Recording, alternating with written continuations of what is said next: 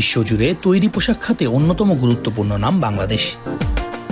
দক্ষিণ এশিয়ার দেশটির নাম শোনা মাত্রই ভালো মানের পণ্যের কথা বলেন ভিনদেশিরা। স্বাধীনতার পর পোশাক খাতে বাংলাদেশের সবচেয়ে বেশি সুনাম অর্জন সত্ত্বেও সম্প্রতি রফতানি কমে যাওয়ায় সংকটের মুখোমুখি গুরুত্বপূর্ণ এই শিল্প। হারানো গৌরব পুনরুদ্ধারে তাই বাস্তবিক অর্থেই আরও মনোযোগী হওয়ার পরামর্শ সচেতন নাগরিকদের। কানাডাতে বসে যখন মেড ইন বাংলাদেশের প্রোডাক্ট দেখি এবং দেখি যে বিদেশিরা অনেক স্বাচ্ছন্দ্যের সাথে অনেক ভালো কোয়ালিটিফুল প্রোডাক্ট বলে তারা পারচেজ করছে, আমার চোখের সামনে আমার অবশ্যই জাতি হিসাবে খুবই প্রাউড ফিল হয় এবং আমি আশা করব নেক্সট দিনগুলোতে আমাদের পোশাক খাতের আরও অনেক বেশি উন্নতি হবে এবং বাংলাদেশ আরও বেশি এগিয়ে যাবে। বাংলাদেশে নানামাত্রিক অস্থিরতায় বর্তমান সময়ে উল্লেখযোগ্য হারে কমেছে রফতানির পরিমাণ, আর এই সুযোগকে কাজে লাগিয়ে এগিয়ে যাচ্ছে ভিয়েতনাম, কম্বোডিয়া, ভারত, এমনকি পাকিস্তান। সরেজমিনে দেখা গেছে তৈরি পোশাকের বাজার চলে যাচ্ছে প্রতিদ্বন্দ্বীদের দখলে।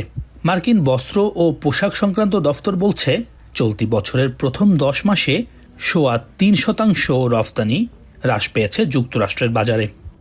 গার্মেন্টস শ্রমিক এবং মালিক পক্ষ তাদের মধ্যে সাংঘর্ষিক অবস্থা।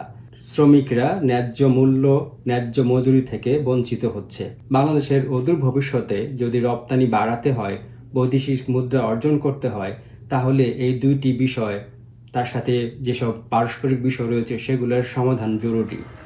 2026 সালের পর ইউরোপীয় ইউনিয়ন সহ উন্নত দেশের বাজারগুলোই বাংলাদেশের জন্য বন্ধ হতে যাচ্ছে ডিউটি ফ্রি সুবিধা। সব মিলিয়ে দেশি পণ্যে শুল্ক আরোপ হতে পারে 12% পর্যন্ত। এতে রফতানি আয় কমতে পারে 10%-এর বেশি। তাই গৌরবের মেড ইন বাংলাদেশ খ্যাত তৈরি পোশাকের মান ও বাজার ধরে রাখতে এখনই কার্যকরী পদক্ষেপ নেওয়ার আহ্বান সংশ্লিষ্টদের। কম মূল্যে মেড ইন বাংলাদেশ জামা কাপড় কিনতে পেরে বেশ খুশি কেনাডিয়ানরা। বিভিন্ন উৎসব, বিভিন্ন অনুষ্ঠানে তারা গায়ে জড়ান বাংলাদেশের শ্রমিকদের তৈরি করা জামা, যা গর্বের বটে।